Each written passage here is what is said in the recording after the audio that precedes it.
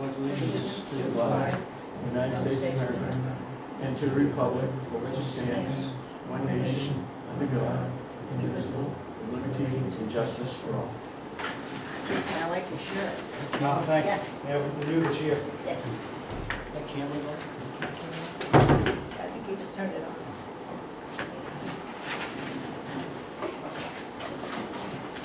All right, approval of the agenda. The additions, subtractions, alterations. I don't know if we need it as an addition, but I'd like just a quick discussion on one of the conditions on a motion that we passed at the last meeting for the removal of the signs, where the Kennebunk does their part. I just wanted an update on that. So I don't know if you had that, it's just under. Business or something? Yeah. Business D? Sure.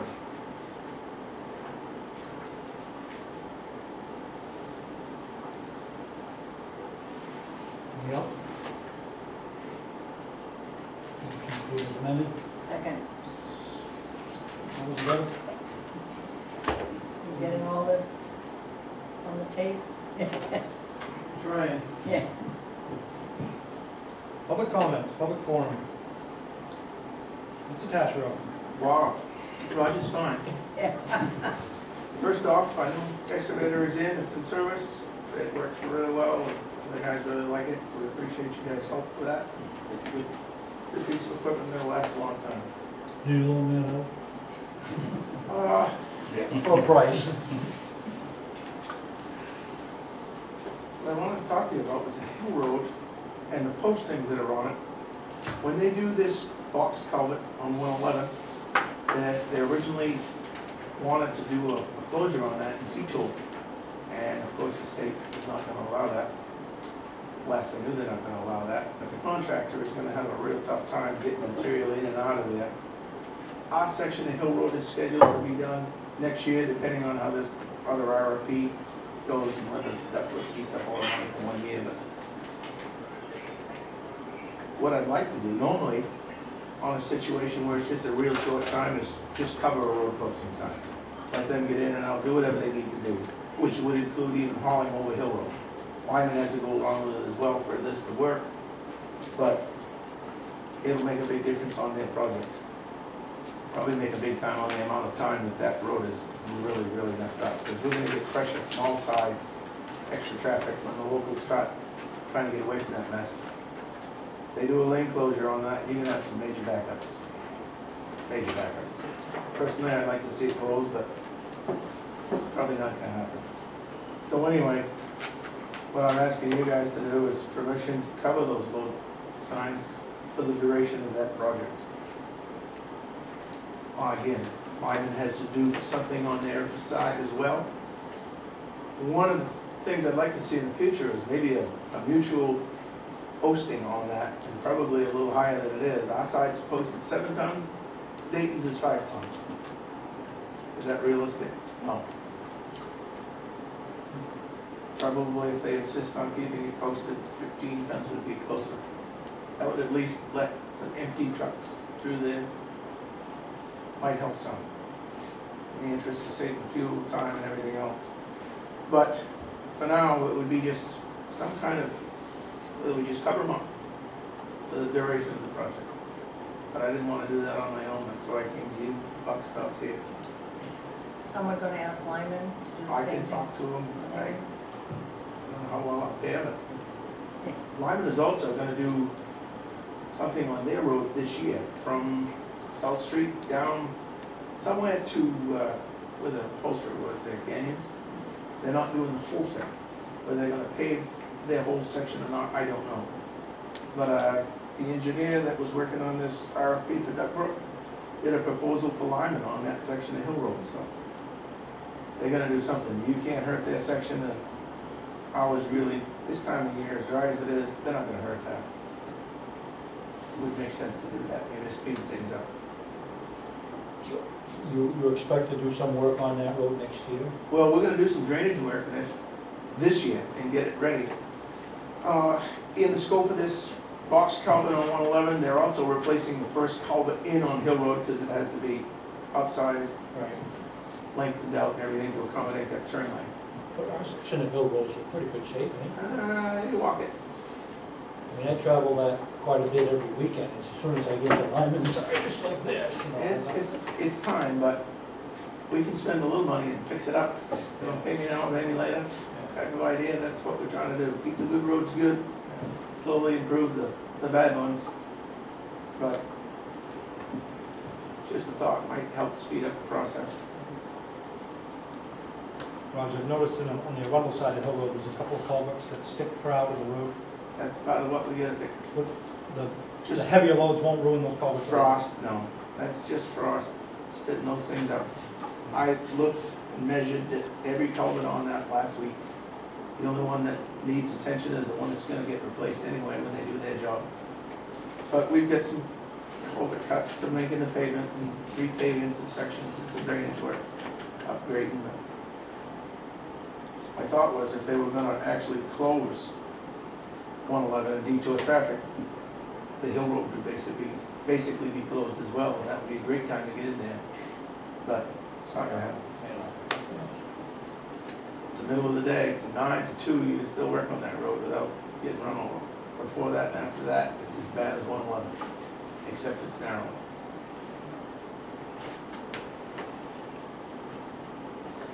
You know, I'll make a motion, give Roger the authority to cover those signs. Appropriate. Second. Any second, any more discussion on it? All those in favor?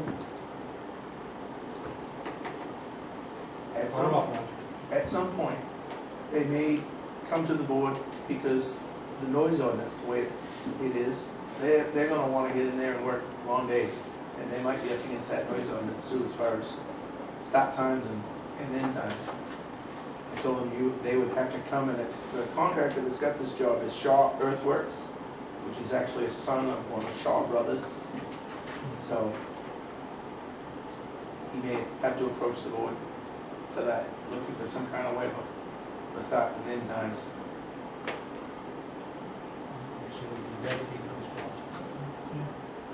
Now, you're gonna get a hold of Lyman and talk to him. I will talk to them. And if they don't pull theirs, it doesn't matter, we can't help them much. Yeah.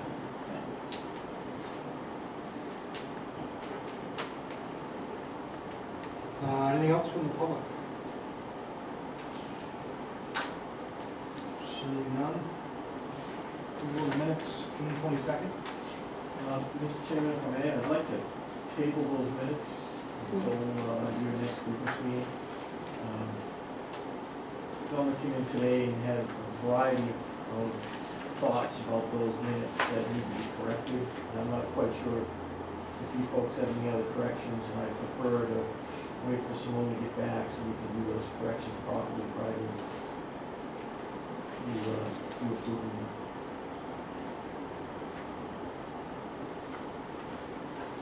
Need a motion for that? Motion to table those till the next meeting. Second. Made and seconded.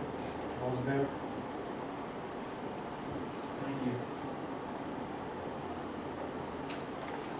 Board reports. Planning board meeting is July 23rd, 7 PM, right here in this room. That's last week, but I wasn't here. I attended that meeting. You did? Yeah, I know Leah was gonna be here and they went over. I was there as well. Most of it was taken up with the findings of facts and conclusions relative to the Yeah. bias issue. I'm still working that through. They asked to put out a final draft that was, that they voted on most of the findings, but there was one or two exceptions.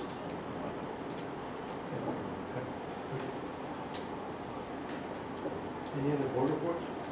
Committee reports? Managers report. Yes, Mr. Chair, I just wanted to bring you up to speed on 3 of the meetings that I attended last week or had in my office. The first one was the efforts that were being made by us, the managers, and Kennebunk Court and Superintendent of RSU 21 in the hopes of putting together a dine and discuss meeting for all municipal elected officials. Right now, we're tentatively scheduling that for the Momentum on September 17th at 6 o'clock in the evening. We'll have light refreshments, have a dinner for everybody there. The purpose is to try to put together a good line of communication between all members of all these elected boards, and to see where we can do joint purchasing, where we can share some resources and collaborate on certain items and be able to have more effective communication between all boards. There may be members of these various boards that you as elected officials don't know, and our hope is to be able to provide a very informal one-on-one ability for all the elected officials to get together and be able to put names to faces and those types of things. So that's in the efforts. We're working on an agenda now, and my hope is that all of you will be able to attend that evening to have those informative discussions with your colleagues. I went to a meeting in Portland on municipal broadband access. The intent of the meeting was just to get an oversight of the importance of internet access to the state of Maine and the functions that are happening on the private sector and the efforts that may need to be made by municipalities in the private sector and perhaps a public-private partnership in certain certain areas of the state. I found the meeting informative. The ability of something I didn't know, that we have a major trunk of what they call dark fiber that goes right through Arundel. It's been here, the federal government put it in many years ago, and the resource is hardly being tapped at this point. So the ability of us having very high speeds of internet capability, particularly for up-and-coming new businesses that may want to relocate to the area, is pretty vital. They shared some of the partnerships that have happened. One that they talked about was the one in Rockport, Maine, where they were able to bring in high-speed internet with a major business coming in that the town was able to assist and bring that in to enhance their business model. I think it was important for them to have it. Their arts and entertainment company that does a lot of uploading of films and distribution of materials, so it was important for them. So the thing that I found most interesting is 70% of the businesses in the state of Maine are small business people. And the ability for their business to expand is going to rely on us being able to supply broadband. So still infancy for me, finding out a little bit more about the whole process and how it may affect us in the future. I know that dark fiber is here, so maybe ability for us to assist a business in hopefully solidifying some grants, maybe TIF funding, something along those lines to help these businesses as they expand. So, How about funding for, like, our town website for video streaming and stuff like that? I think that would be, I think it would be important for us to think about that when we are lucky enough to put in a new town office.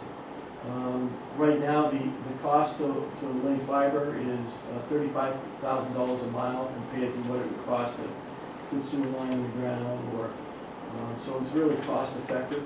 And I think for us as a municipality, when we do a new building, it may be very important for us to think about that. The other one was, there's a company out of Camden, I believe it's Camden, that does wireless internet and has the ability to partner with municipalities and would do half of the funding if the municipality would do the other half. So it's the ability of perhaps those obscure parts of the community that maybe don't have any fiber there to be able to provide them some internet, high-speed internet service there too as well. So still a lot more information coming forward, and I'll try to stay ahead of it as much as I can.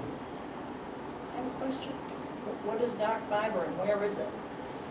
Dark fiber is just an internet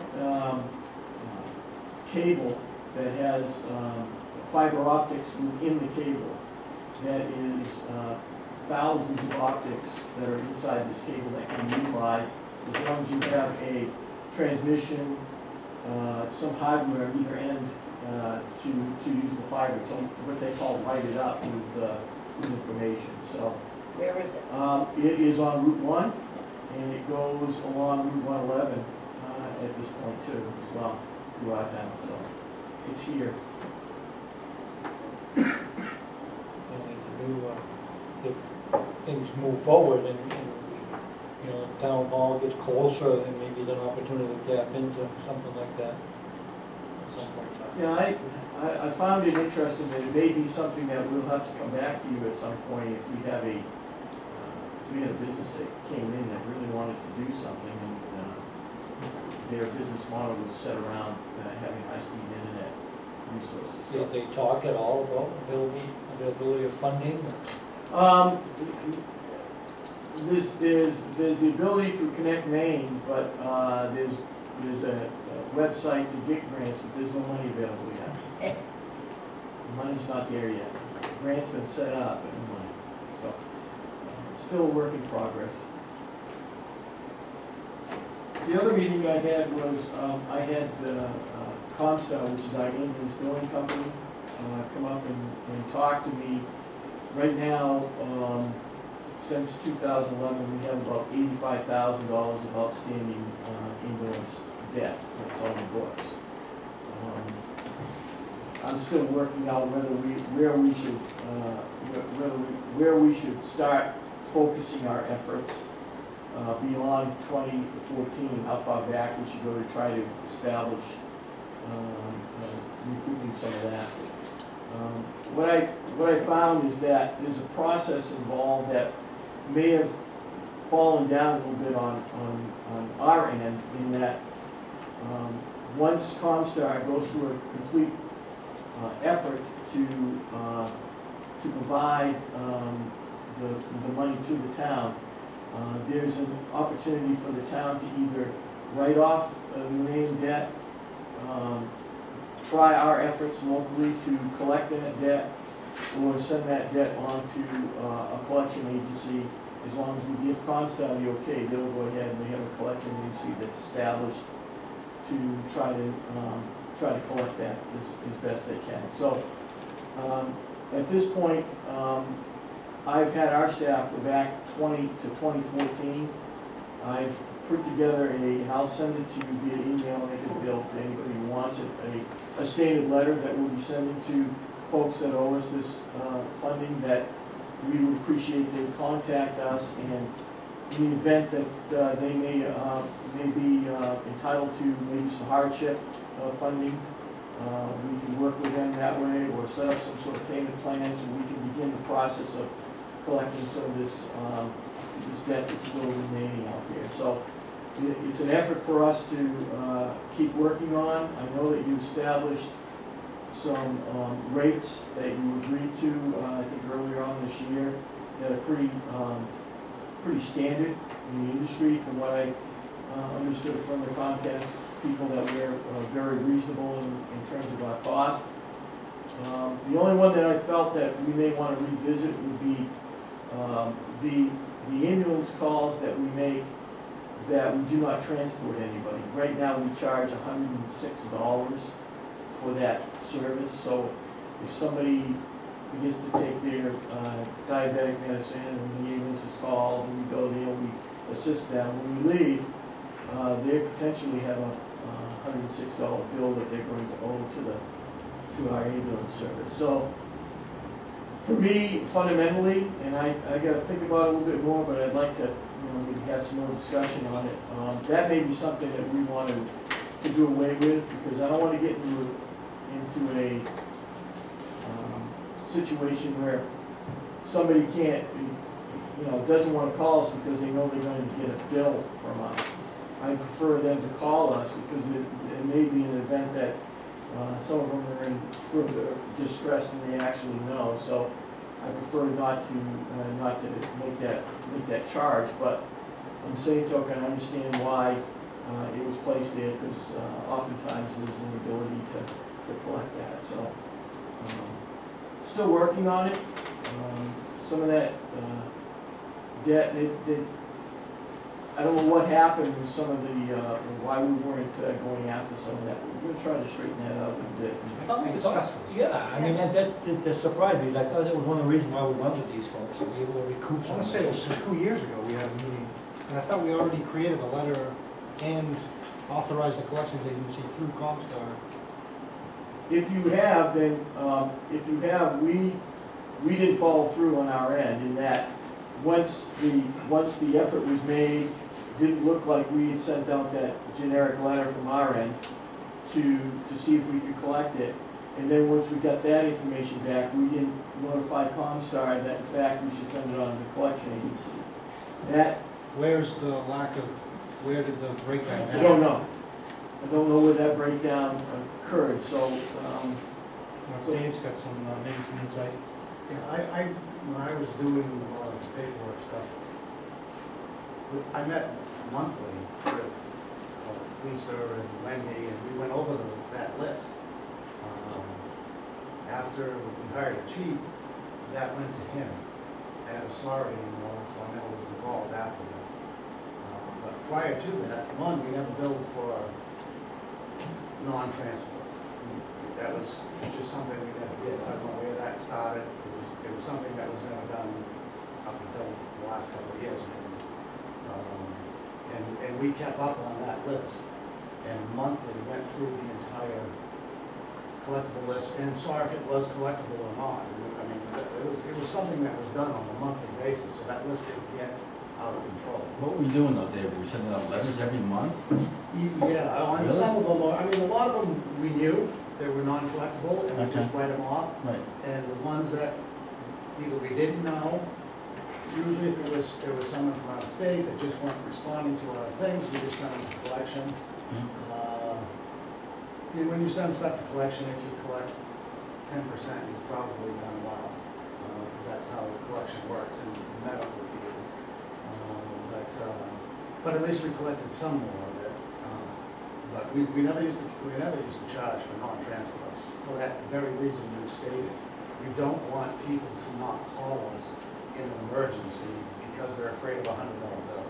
So, I mean, maybe that was an oversight on our. Yeah, I don't know, because it was not something. Because you were part of that provided us the rates, if I remember right. Yeah, and actually, we set that up with Comstar and we put that letter together and everything, but that was a town thing. After we went through that list each month, then we said, send a letter or whatever, it's these, write off these. I remember It was I want to say there were monthly 2 thing. reps from Comstar that came to the meeting. And they sat in the front row. I was, And there was a letter drafted, there was an agreement, they had either like their own collection agency Yeah, in-house. they do. or they have an in-house collection. they do. They have a collection agency they send it to, and then they sort of wash their hands of it, and then the collection agency is Right. the company that's working directly for us. But you have to tell them what ones to send. Correct. Right. The list that Mr. Lane is describing I've got a copy of that list now, and we weren't getting that list for whatever reason. Our office wasn't getting it, so we couldn't follow up on it. Now we've got that instituted again, where the list is coming in, and we'll continue to follow up. You weren't getting it from Comstar? As far as I know, according to Wendy, we weren't getting it, so we'll follow up on that. Was it we weren't getting it from Comstar, or we weren't getting it from the chief? I'm not sure. I haven't gone that far yet at this point, so I need to continue to research it, but I want to stay on top of it, and I wanted to let you know where we were. I'm encouraged by hearing that folks may want to just waive that non-transport fee, which I think is wise. there was another, this could be long ago, Dave. Remember that if we went to the same residence like 3 times for the same incident, we were gonna charge them? We're always able to charge them. It was kind of a fire department discretion. Kind of a nuisance thing, yes. And that we instituted, I think, twice that I remember in all the years. It's usually not, that's usually not an issue in town, really, it's not generally an issue at all. Yeah, the other thing that we have to do is to ensure that our staff that are on our ambulances try to get as much detailed information from the patient as we can, because there's a lot of bad addresses there. And what I discovered was, and I'll be sending a quick note over to the fire department tomorrow, what I discovered is that they're asking for these people's address, they're giving their physical location, they may not be giving their mailing address, and as a result of that, we're not collecting that because we've got a bad address. And so then we have to do some more research on it. So I think if we ask just one more question about getting their mailing address as opposed to their physical address, it may help us do some of that collection, so. That information often comes from the hospital, and sometimes your patients you don't really speak to. Yeah. And when you turn them over to the hospital, they usually have their records there. And they give us a run sheet from the hospital that has, usually insurance information, billing information. It's something that comes back with the run sheet from the ambulance. Right, our information gets, Comstock picks it up after it gets put on the internet and sent to, I think it's Augusta. Must be a clearinghouse Yeah. there where Comstock is able to pick that data up, and then they do their billing on that, so. The process is there, it just seems like when it gets to the non-collection, we're sort of dropping the ball, and we're doing the next step. So I want to make sure that we do at least the next step. How much is the collection agency charge? Percentage? Do we know? The Percentage? collection agency charges What's the- 30%. Okay. The Comstock charges us 7%, and then when it goes to the collection agency, it's 30%. Of what they collect. Correct. Is it worth staff time, your time, to send out letters and reminders to folks rather than just kick it over to? Well, I think we're equipped for it. Okay. When I spoke to Wendy, she said that this is something she's been doing in the past. Somehow it stopped for a while, and we want to make sure we resurrect it appropriately. It was maybe a 10 or 15-minute meeting with Wendy and Lisa each month.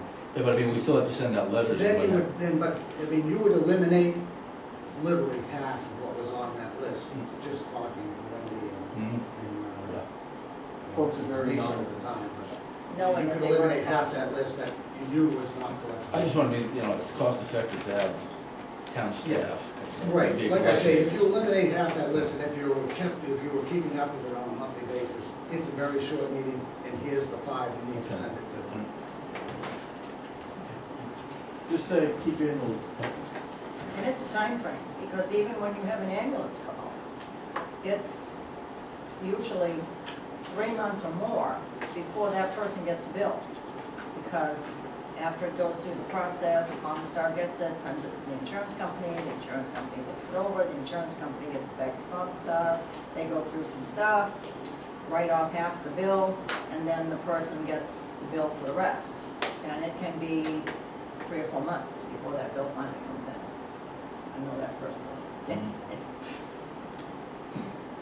Is that something our administrator can handle? I mean, we have a fire administrator now that Oh, could very easily draft the letters and, instead of yeah. taking time away from Wendy and. Yeah, but Wendy has the historical knowledge. She knows on that, she can look at that list and know, which people. I'm not saying the meeting should still happen between Wendy and, Oh. but as far as the mailings and, Correct. yeah, Yeah.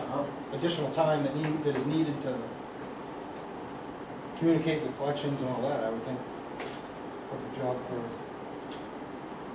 the administrator. I agree.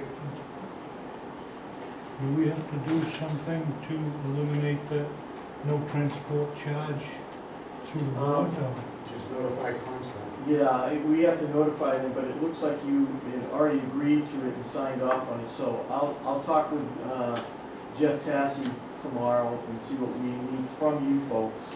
If it does, if we don't need anything, the sense of the board that I hear is that you'd like to have it go away, so I'll go ahead and. I think we already I'll did make a that. motion to act on our behalf and give you the authority to Okay, waive that fee. And I think you'll find, Keith, that we've already done it. Yeah. okay. And I want to say it's in the last 6 or 8 months. It may have been, but the last one you agreed to, you guys signed off on, it had it back on there. Oh, it did have it back Yeah, on it there. did. I mean, I remember it being, Yeah, it we was were 100 discussing them, those charges were, the other charges were low as compared to other communities or other Right. areas of the country, and we still stayed at the rates we We were. did. That other one was on there, I remember The that. non-transport one? Yeah.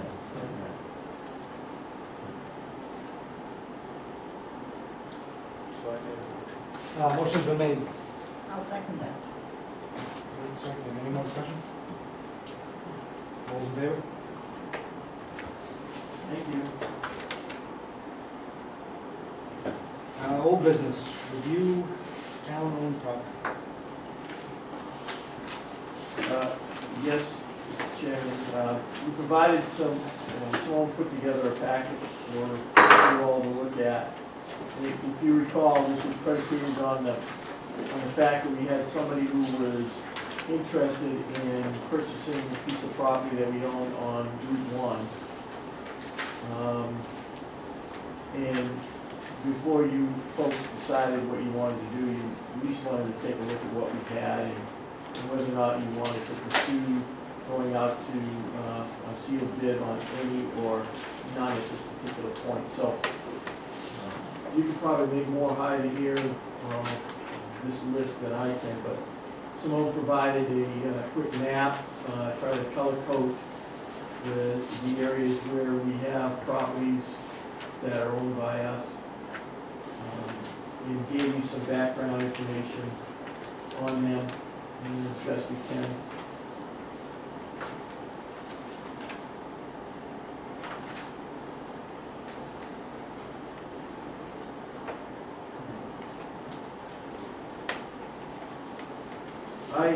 I'm pleasantly surprised by the amount of property that we don't have.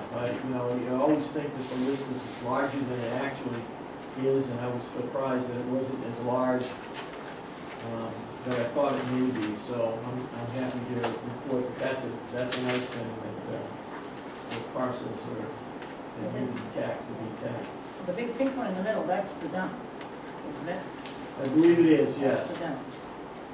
And way down here at the bottom of Riverline, where down near 41, near Quinnock, I believe that's Riverline. Yes, it is. That's swamp. That's what I understand. That's very much swamp. This one right here. Yeah. Yes, right there, it sticks out. That's, you can't, if you drive down the road, where the road stops, if you look. Start sinking stuff. Hmm? You start sinking stuff. Yes. It also appeared that sometimes, many years ago, when subdivisions were done, there was a sliver of land that just didn't get gobbled up by the properties, and as a result, the taxes never got paid, and we ended up with it. I think we've corrected that issue from moving forward, but there were a few of those too. Now, that little piece by the railroad tracks, also just up to the left of that, I know that the abutter would be interested in that, and I don't know which map and lot that is, so I don't know which one, how big it is. On the River Road, though? Yeah, on the river road. Just go to the left, the next one to the left of that, of the swamp.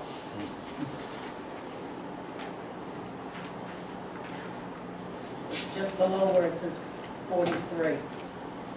You'll see where the railroad goes through, and it's right,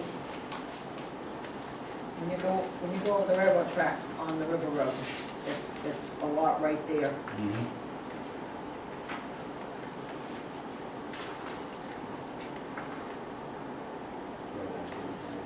Yeah, it's right after you go over the tracks. We own from there down, I don't know just how big that lot is, but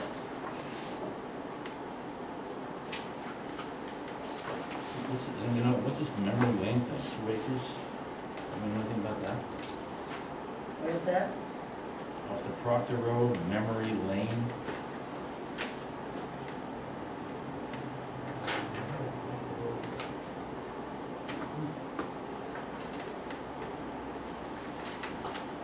Was a piece on Brimstone? Just wanna Should we take- go over these one by one and decide what we want to do with these things? Yeah.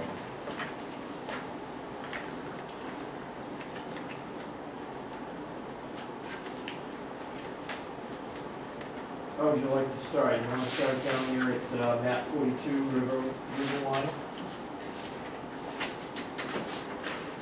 Looks like we have 1, 2, 3, 4 lots down there, and from what everybody's telling me, they're basically underwater when the tide's up. I didn't think there were 4 lots there, I thought it was just a lot way down at the end. No, it's 22, 23, 24, and 25. 22, 25, 24, 23, 22. Okay. Oh, right here. Yep.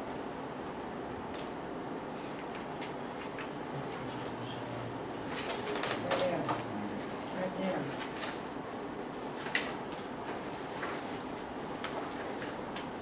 And the last house that's built on lot 26, every time we get a good rain, and I think the fire department's been down there before and rescued the gentleman that taken him out by boat, yes.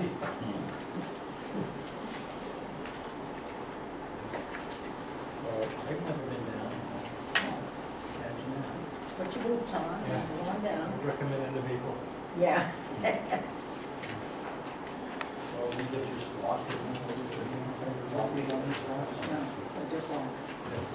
The only thing on them is cat 9 tail. Pretty sure. So I don't see any, I don't hear you guys thinking that we should be putting that out to bid at all, okay. So moving on, I think the next one would be, is a triangle piece. So we're just stuck with. This is the one by the tracks now? Yeah.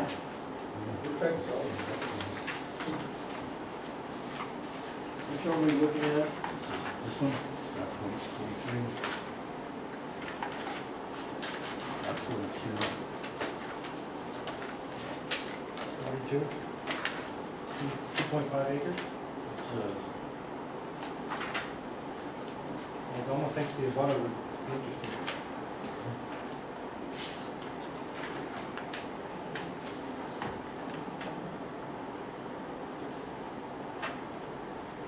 Which one, 41A, that butter?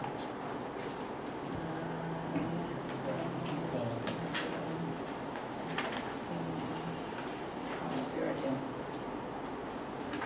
41A01? Yeah, he said that if that property ever went up for sale, to let him know. The thing is, we did pretty well when we sold the 2 lots up the road up by Country Garden Lane or something. There were 2 lots in there, and they were small lots, like half an acre apiece, and we had a contract to buy those and put 2 beautiful houses in there. Do we know if this is zones and they could be built upon? Yeah. Yeah, they could. The lot next door to me is for sale, and it isn't even an acre.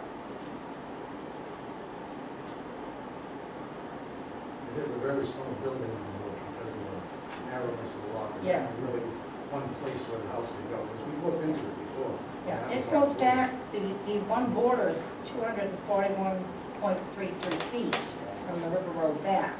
And that, 7 feet away from it. Yeah. if I can.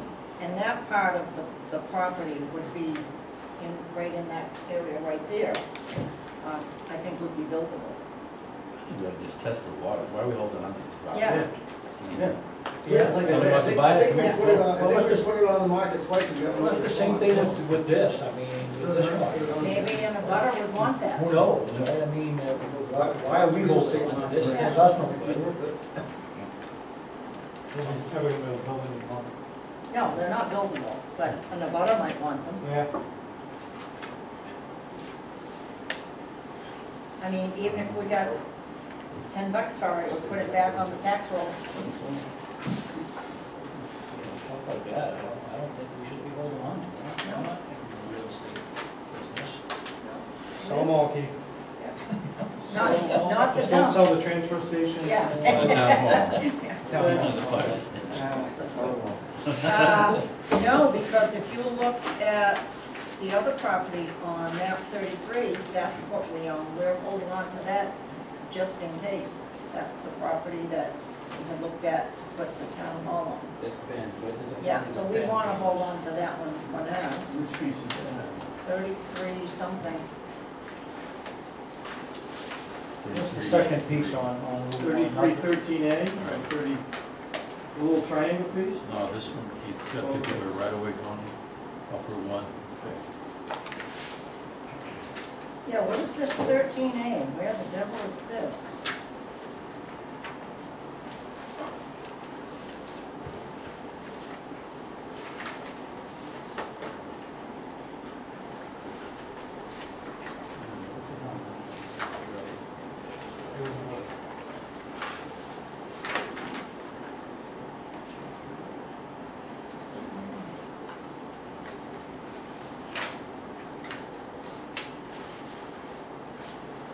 It's this one here.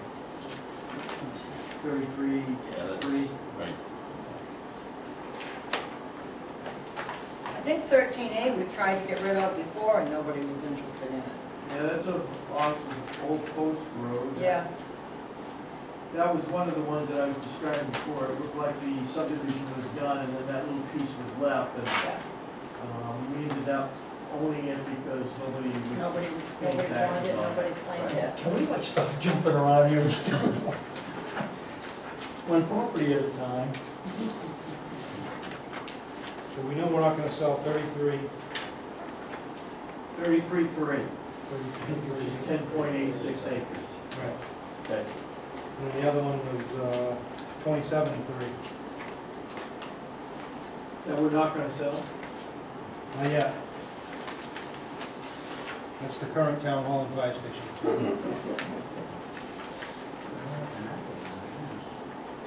Well, I've got the substation, I've got the town garage.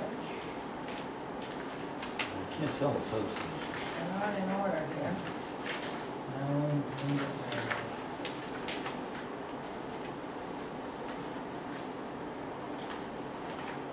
And the substation we can't sell. What's the inhabitable lot on that? 14, lot 11A. We don't own it. We don't own the We land. can't sell that, do we? Yeah, I don't know why it's in the packet. Yeah, we don't own the land. That's the, Substation. Let's go, put it in there. Huh? That's what John said. I thought it was like a 99-year lease. Yeah, on that. That's as I understand it too. Yeah, that As if, long as if, we're using it for some sort of fire For function, fire, we're yes. okay. because if the day ever comes that we pull everything out of there and close that up, and go back to that.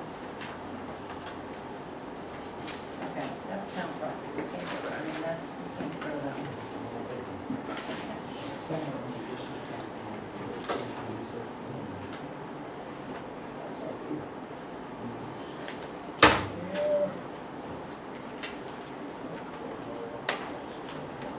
Is this the one they're interested in?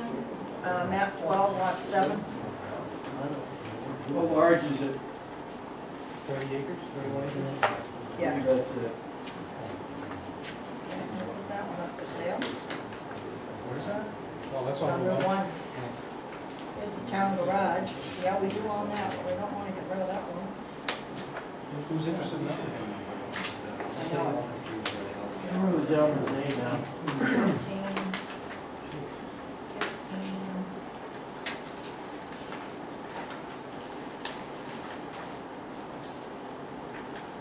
Do we need to discuss anything else with these, or are we just gonna sell the one we can?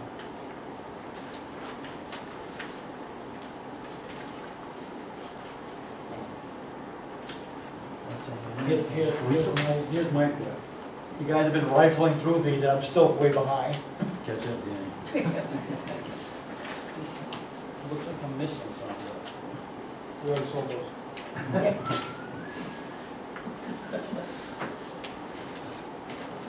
I think this It's like property. Monopoly. I put Right two here, hotels on this one. pro- yeah. This property on Virgin. Do not Drive. pass go. And the one on map 10, we want to keep, right now, I think we want to keep those properties, because they're, yeah. Them, I'm sorry, former landfill. These No, are the parcels actually, surrounding this it. one. Didn't we have somebody express an interest in, Okay, One road of these on parcels? Bergeron Drive, 7 or 7A. I thought it was 5 or 6.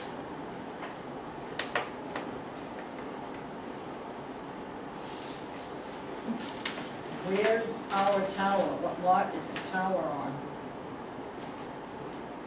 From the former landfill, yeah. Yes. Yeah, Oh, Map okay. 16, so right here. Oh, okay.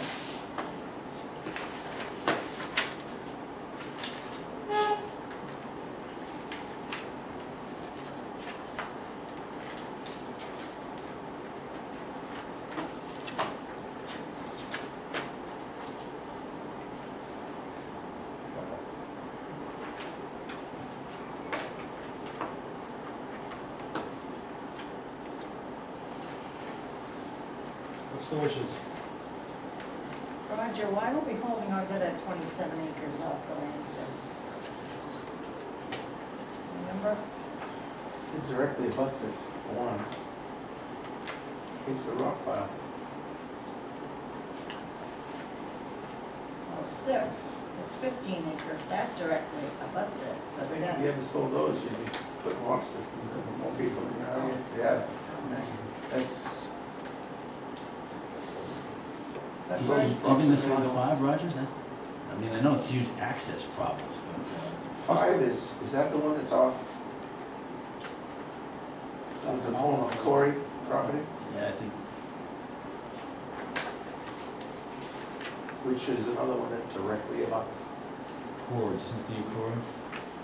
Doesn't, from the map here, it doesn't abut the landfill. I think it abuts a piece, that other piece that she's just talking about. It does abut that, yeah. Yep. Yeah.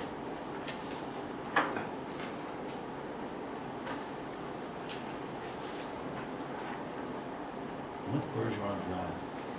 Let's go down. Oh, I know that, but is that a town way? You know, I had the state down there to look at that, to see what speed limit should be on it. And because of the gate, they don't consider that a through road, wouldn't touch it.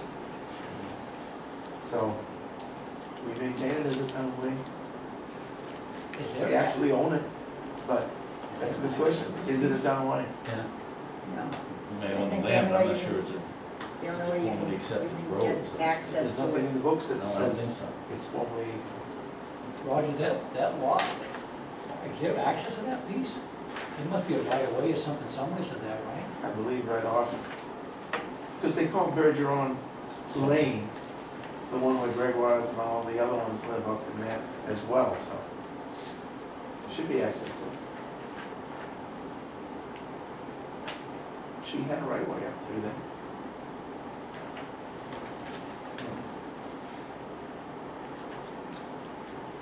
And that's, what's that property like, is that?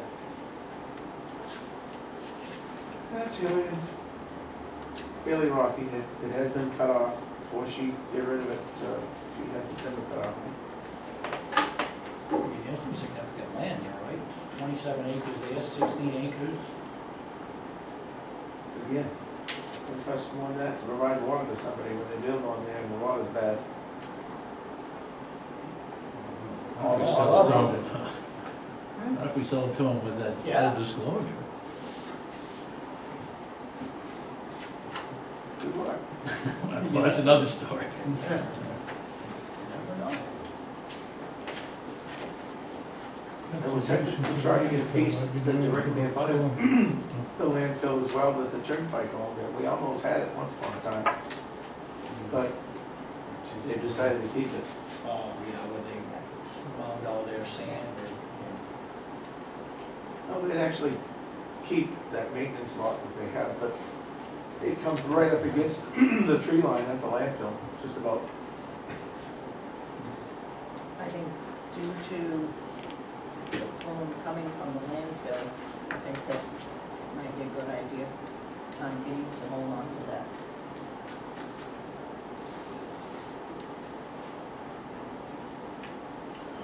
First of all, we can't get to 5 unless you buy 6, and you've also, well, that's not necessarily true, they could have a right of way that, we don't know that, right? I mean, it can't be, I wouldn't say it can't be, but I would tend to think that somewhere there's a right of way to get in there. lot 5, for that big lot there. It may be, and the only reason we ended up with it was because it directly abutted ours. She didn't want to pay taxes on it anymore, just turn it over. Yeah. We don't have a right of way to.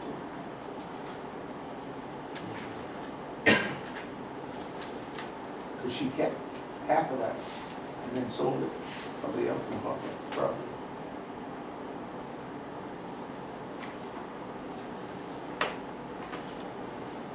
Yeah, whoever owns 3. Yeah, very well. Those lots get too many headaches attached to them. They get too many headaches attached to them. So stick them in the keep it pile.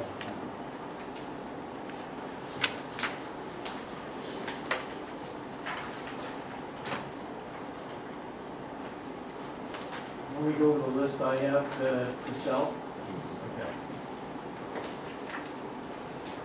We've got, map 12, lot 7, is okay to advertise.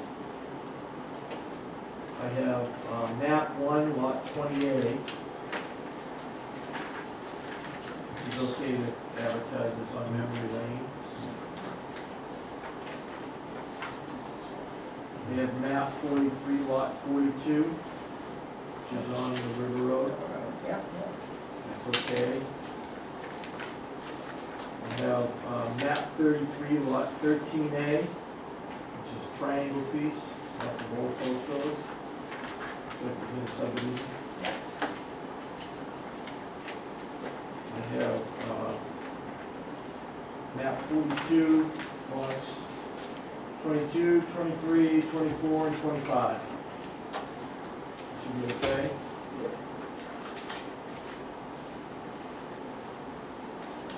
We have some mobile homes, I'm not quite sure how, if we can sell them, do you want me to sell them? Before we get there, what about 18? Lot 1A. I had that on, we have that under, that's a contract that we have with. Oh, that's the one we just did? Yes. Okay. So I got that whole, Okay, how did we get a lot down on the Proctor Road?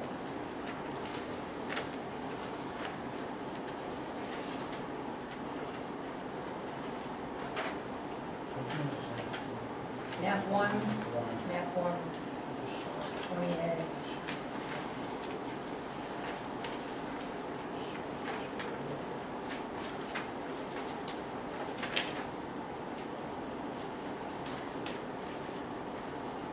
Mercury Lane? I mean, memory lane. memory lane.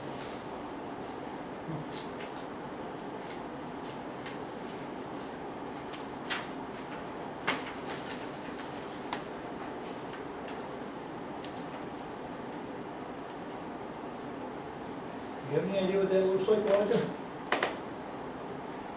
Wait a minute. I'm not sure exactly which lot it is. The That's second all one in on formerly memory lane. Billy Tracy's property down there. He Yeah. created Memory Lane. Oh, This yeah, I know was- where that is. This one was Richard owned S. by Tracy. Richard Tracy.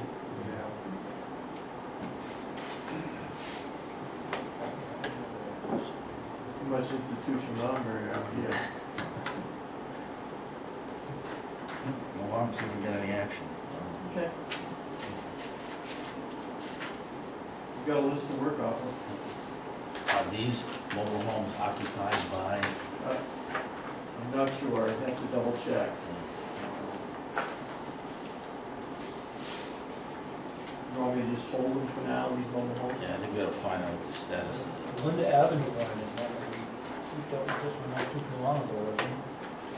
Which one? One at 8 Linda Avenue. Is that the one that we? Wait a minute, I've got a list here, you may have already. Yeah. I just have it, I just have it marked as something that, I'll have to do some more research on. Yeah. I think one of those is inhabitable. Yeah.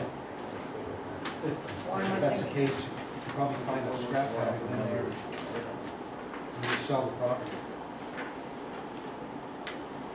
Okay. We have to fix it first.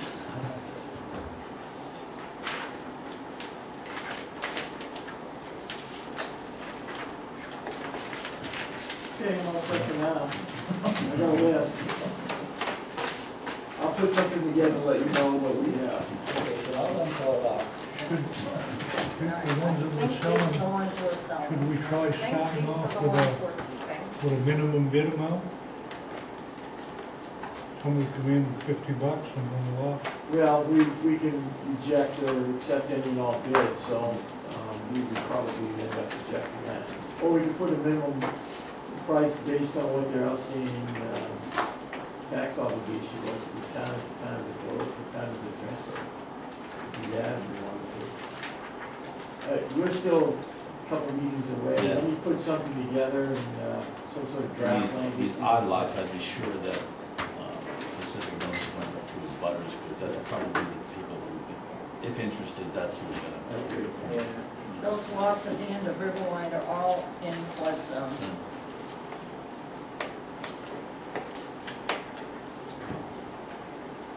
Thank you. Anything else on town road lottery? I didn't think we owned that much. Usually we own more. Yeah.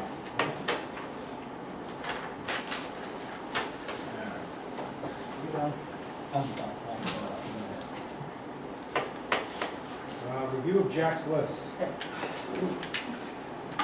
Yeah, this list was on my desk when I got there. I gave you the rough draft. I don't know where you wanted to go with the list. I requested it be put on the agenda. I think it's a good start, and I don't know how the rest of the board feels, but I wouldn't mind discussing 3 or 4 every meeting, and we go down through the whole thing, and however you guys want to deal with it, but I think it's a pretty good list. And yeah, Jack was here and had enough time to get a good feel for prioritizing this list, and I think he did a pretty good job with it. I don't know how anybody else feels. We certainly should just let it sit, doesn't it? I didn't know if the board wanted to talk 3 or 4 every meeting, or 2 every meeting, 1 every meeting. I think the first thing we do is we should prioritize. Some of these are not, while they're issues, I don't think they're pressing issues, so to speak, you know? We're gonna have to deal with them, but they're right on top of them. So I think we ought to kind of, pick the ones that we think need attention right now. Maybe all should come up with a list of that, and then I would suggest to go over 2 or 3 of them at a meeting, Yeah. and just stay with it, so we know what's happening. Yeah. If you want, I can put it in a different format. Try to keep it the same list here, but some of these, there has been some action on it, so I can just update you where we are in the relationship to that, and then you can then prioritize the list, if there's something that you feel. I think, I agree with you, Tom, I think there are things on here that you were made aware of, and may not necessarily want to be on this list for action items, but just to give you information. Right. And, you know, the brown file, black file, I mean, that doesn't mean anything else, it's just the actual items themselves. Mhm. You know, so the water, the ones that you know that are being worked on, maybe put it all in an Excel spreadsheet or whatever, and, being worked, whatever, and,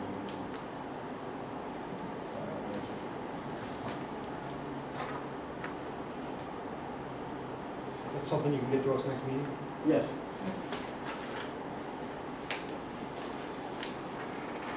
Well, look at here, law enforcement contract. Yes, when was that? In March. certainly asked for it, that's for sure, or Jack did. Yeah, I provided to you a memo that I wrote up and tried to give you a flavor of the conversations I had had with the county manager. He's been most helpful to provide to me some contract language. I guess what the county's trying to do is to boilerplate all of their, all these contract share agreements that they have. So the agreement in front of you is sort of a boilerplate agreement that they tried to all get us all to agree to. The thing that I found that was interesting to me was I didn't have much. We went around with some of the language. It pretty much is okay with me in terms of the language with the contract. A couple things that I thought were important was the list of contract deputy costs. So it actually provides to you what the contract deputy's cost will be. As you can look at it, it's they anticipate their estimated cost to be $92,000 some change, which, as I've told the county manager, we only have $90,000, and that's what we're going to pay. And he understands that. He knows that that's what we have. The question that I had when we look at this, these contract costs, was the payroll liabilities, the accruals, which is an estimate for them. And I guess the best way to look at this is that this contract deputy, even though you don't have any administrative control over him, really is an employee of the town of Arundel. And these costs here are for him or her to do their job. And the payroll liabilities is whatever accumulations are coming up for this person as they work their accumulated sick leave or their vacation. So any event that they leave, that has to be paid. In the contracts before, that was silent as to who was obligated to pay that. Here we're clearly defining that obligation is to the town of Arundel if in fact that person departs and they're owed some money. That is an estimate. Right now, it's a high estimate according to the county manager. Doesn't feel it would be that high. But we've had that conversation. In the event he understands fully that what we have, what we're going to pay on April and October of this year, and that's all they're going to get. So if this guy, if the deputy doesn't leave, we're okay. we're fine. We're fine, we're under the $90,000. Right. But if he leaves, we have a possibility of being. There may be a possibility of more, but those accruals will continue to accumulate for them. In the event that that happens, they'll be able to pay them because they'll be collecting them from us. Okay? So that's what we have. I'm pretty confident that Don't we own the car? Yes, Yeah. we do. Why do they insure it? because they maintain it, they insure it, they outfit it. Well, the outfit, I understand, but can they insure it? Do they have insurable I interest? thought We own the we had car. it on our insurance. If it's under our insurance, why, I don't think it's under our insurance. we gotta find that, just to be sure we're not paying twice. Okay.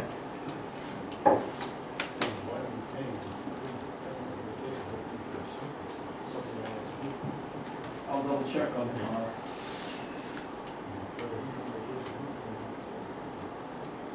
So unless I hear strong objections, I would prefer to sign the agreement on behalf of the town. I think we're gonna go back, I better I don't think we, Get rid of Leamington. yeah, we don't really care. Yeah. Yeah, we get Leamington in a couple of spots on here. I saw that too. Yeah. If they'd like to pay, fine. Yeah, I saw that as well. I'm sure that this is it. But I'll get the insurance question on the vehicle answered and, have him clean that up, and if I can get a, approval from the board, I'll go ahead and sign that on behalf of the town. As long as it's clear that we're paying $90,000 and that's all. It's, And that's it's it. extremely clear. This is a year-to-year contract? Yes. Yes. We also had the conversation as to when they're going to tell us. I was hoping for October, if they would tell us. He says they will have a firm number for us in January during the budget process. So at that point, I'll have enough time to present that to you, and we can have further I mean, discussion. Jack had reached out in, Numerous it was after Todd had left, so he reached out like in February or something like that. and it Yeah, I just think never- what's being attempted here is, as I said before, consolidate these agreements and have one boilerplate agreement for all the York County municipalities that take part in this program, and to have the county manager's office sort of administering this, as opposed to, I think before, there was a lot of discussion with the sheriff's office, where I'm sure the sheriff is able to provide the detailed information to the manager, but I think our connection needs to be with the county manager, at least mine. Maybe you as elected officials can speak more freely with the county sheriff, and I think because he's elected as well, but with the manager, hopefully we can solidify this for you and give you some good information so you can make informed decisions. So I mean, I know it's a ways off, but maybe it's a bug that we might want to put in the sheriff's seat, at least I would. And he talked about it at the town meeting, but I'd be curious to how much more this would be if we wanted to go with 2 deputies, just out of curiosity. Just to see what the cost is. I know there's been some folks that have asked that before, and, I'm not saying I'm for or against it, but I'd like to know how much that would be, and maybe the next budget season we can decide on that. Discuss it. Okay.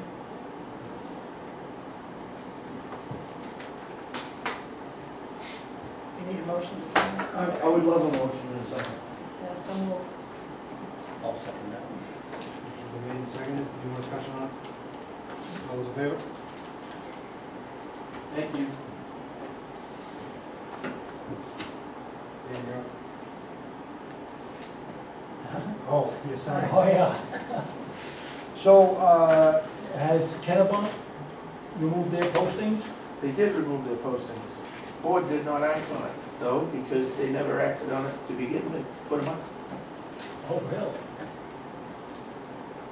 So by default, they just put them They took them down, which is what we were after anyway. on. Yeah.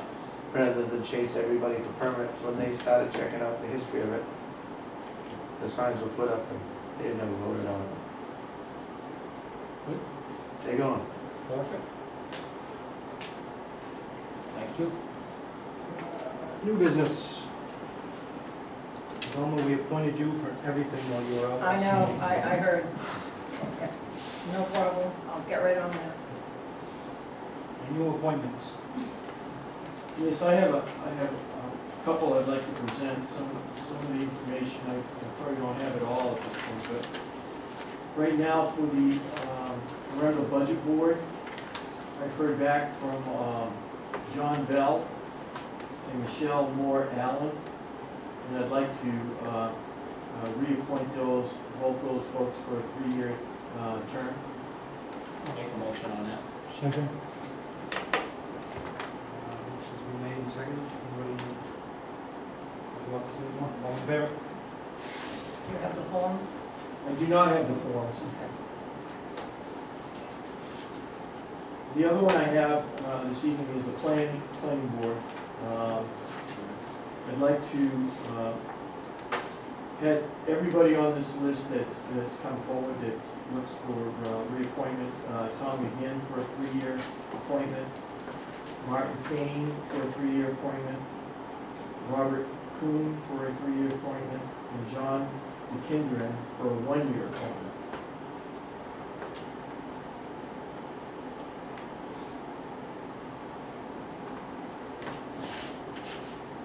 So what? What are we missing? That's it for now. according to this list. So Tom is up? Tom is up again? Yeah. 2012 to 2015. So, I got a question. So, Bob Kuhn, right now, is on a leave of absence? He's not yet. He will be leaving for a few months. The planning board indicated to me that collectively they would like to see him reappointed. Even though he will not be there for a few months, they were willing to give him the benefit of the doubt, and in the event that this becomes more of a continuous basis on his behalf, and he understands that he'll step down. But they would like to give it a chance, to see it work. I thought Marty would only do it a year at a time. Correct, the same thing with John DeKinton. Yeah. So, I think it's time for a change. That's my opinion. And, you know, the planning board bylaws are 5 to 7 members. You know, and with, you know, there are 2 folks there that I think personally, you know, it's time for a change. It's time to move on and see if we can get somebody else and not reappoint these individuals. And I hate to say this, but, you know, one of them is Marty and one of them is John. You know, John is last year said, oh, one more year. And I think it's time. And in all honesty, if we could afford to do that, I would say that, you know, try to get some new blood. We've got some folks that have been in there for a very long time, you know, and maybe it's time to try to see if we can get some more members. But we won't have any members left on the board if we do that, so. But that's my thought. We've had this discussion before, I don't know how much detail you guys want to get into, but I think a lot of the issues with the planning board, although they're blaming the planner, the issues are with the board themselves. Haven't been a formal board myself.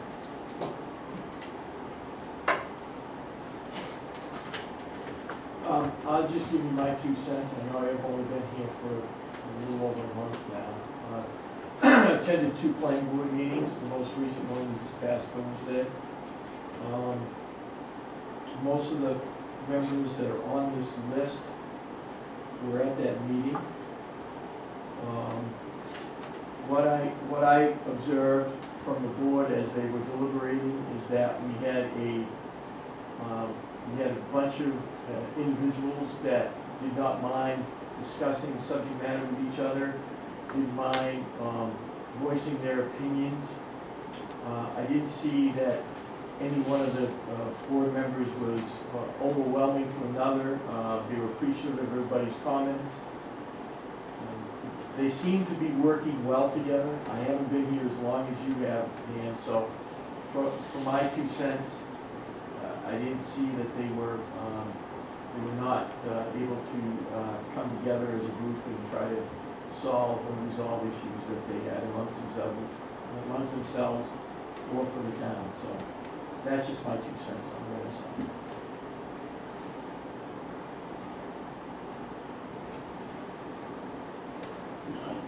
From my observations, I think Marty's deportment has improved. Okay.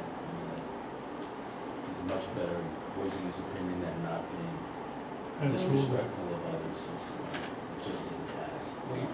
You were at town meeting, right? I think Marty is good for the board.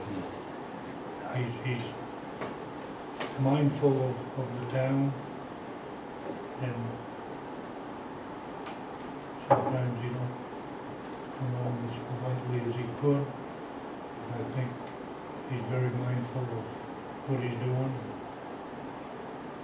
I think we ought to give him another year. He's looking for 3, right? Well, That's what he was I saying only last put time.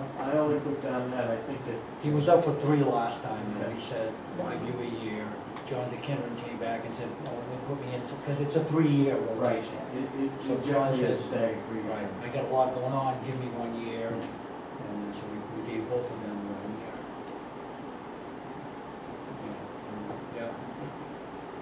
everything from Marty is negative, negative, negative. He has a hard time. He has improved, yeah, maybe we give him another year, but, you know, the stuff, they meet at the planning board and they go over all these stuff and then he votes everything down at the, it's his choice, well, you know, it's his choice, but, you know, where were those comments when he was, you know, at those meetings? I was at a lot of those planning board meetings and, you know, if there were some concerns.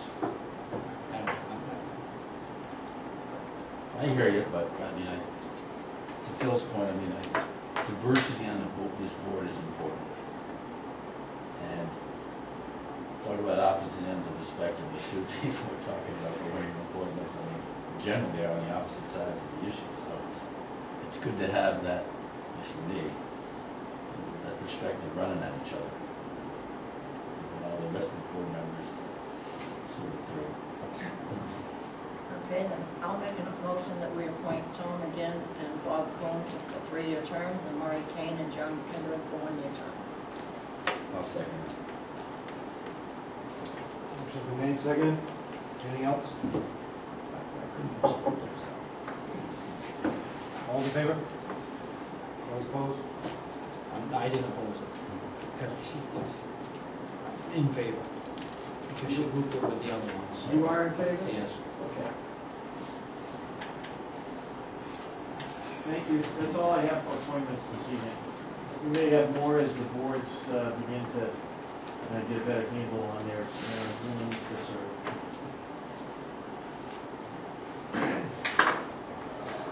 RFP, engineering Duckbrook Culvert.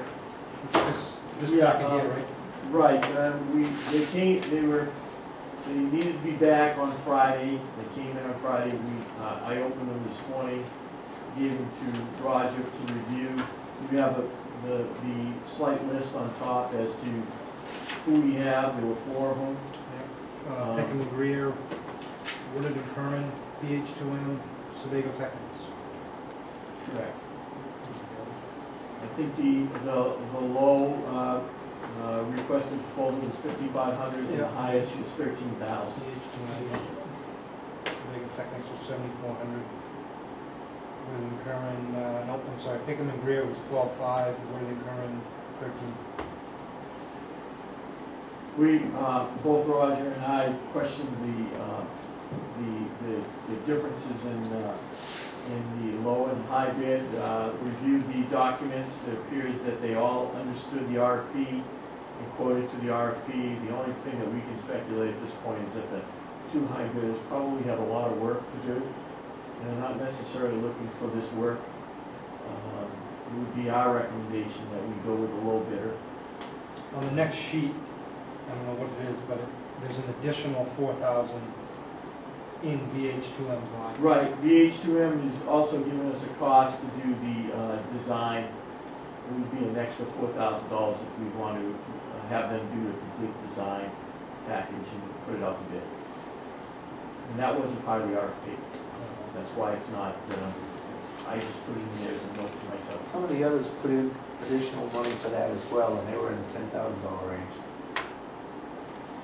So who's the low bidder? BH2M. BH2M is what They have the engineer that came from them and looked at the project was used to work for DeLuca Hoffman, and he's done work for us before on the old Rockford Road. So we're familiar with him. It's not like we're dealing with total strangers. is it Walter? No. Steve Blake. But there is, the guy that's gonna do the wetland delineation was named by a couple of those companies. One was a much higher price than BH2M, and it's the same guy, Dan Hampton. So, Mark Hampton, excuse me. And I make a motion, we go with BH2M with the engineering work on the ductwork culvert at a cost, what was it, 55? 5,500. Excluding the additional $4,000. Correct. Motion's been made. Second. Mike? I don't know if I need to abstain. I'm currently using BH2M. Is that a conflict of? Maybe you might want to abstain just in case. Did your relationship with me? I do, yeah. You probably should. Yeah. We've done a lot of work with Sebago Technics. And we've also done some with BH2M. Sebago Technics we find is very, very easy to get in contact with, and we make a phone call and within a couple of hours we get an answer. BH2M does a good set of plans, they do a good job. They're a little bit harder to get a hold of, to get an answer. A little slower with the response, but they're both good companies.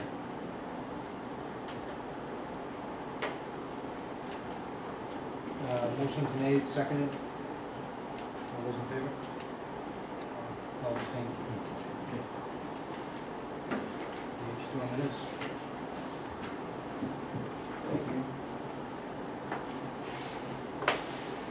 The next issue I have here is the request for relocation of Mountain Road. Had a request from, I think the gentleman's name is Mark Panett. Incidentally, he's either purchased or he's in the midst of purchasing the Oliver Farm. And I wanted to know if the town was interested in relocating the road. Indicating that, I guess years ago, there was an effort to be made to try to do something about, relocating it or do something with the barn. I'm not quite sure on that. But he wanted to know where the town stood at this particular point, whether he would entertain relocation of the road. That's as far as we got on our conversation. You said he was paying for it? I think the attempt to relocate the road behind the barn was sometime before Mountain Road was re-gravelled and all repaved and redone to the way it is today. And I think the way Mountain Road is today, we ought to leave it alone. It's better than it's ever been. Years It'd be a lot ago, cheaper to move the barn. yeah.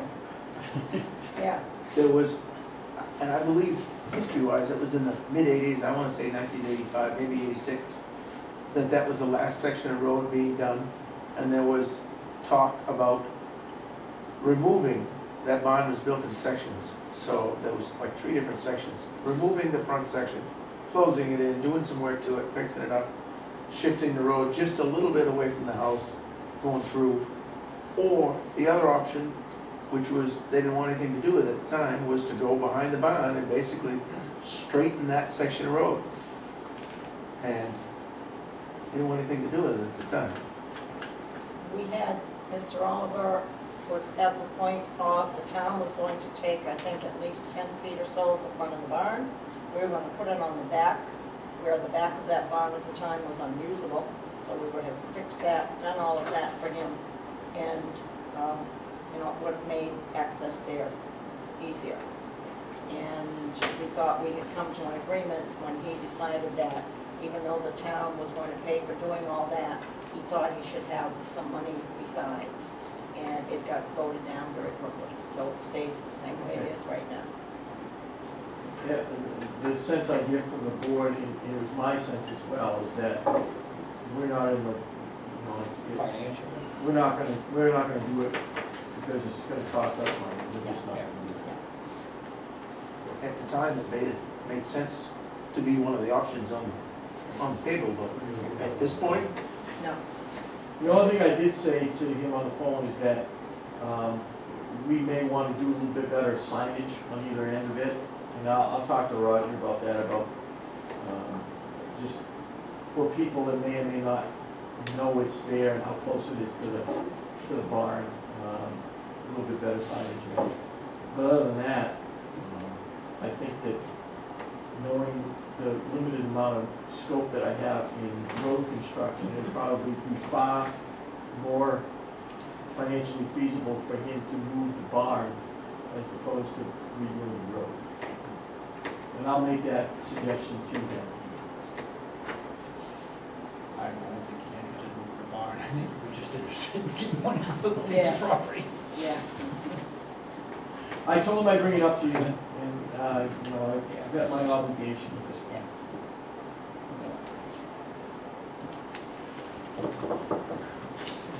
Moving on, review signed payroll, account payable warrants. So moved. Moving on. Motion's been made, Second. seconded. Anybody not want to sign payroll, account payable? All those in favor?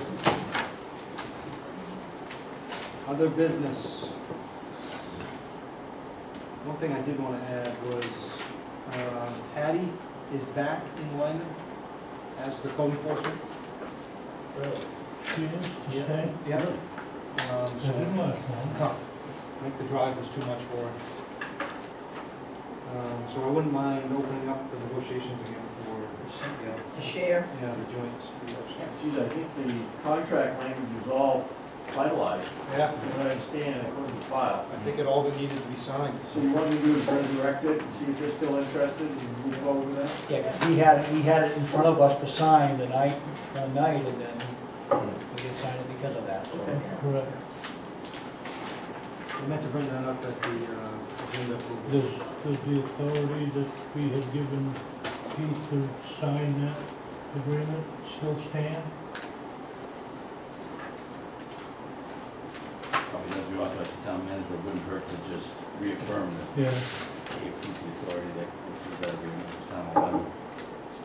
Share code enforcement Okay. officer on a monthly basis. Contract terms. Jim was all set with that, Jim Nagel. So I'll make that a motion just to. I'll second. Motion made, seconded, just to reactivate the signing authority. All those in favor? Looking for an adjournment. Unless there's some more other business. Move to adjourn? Second. All those in favor? Thank you.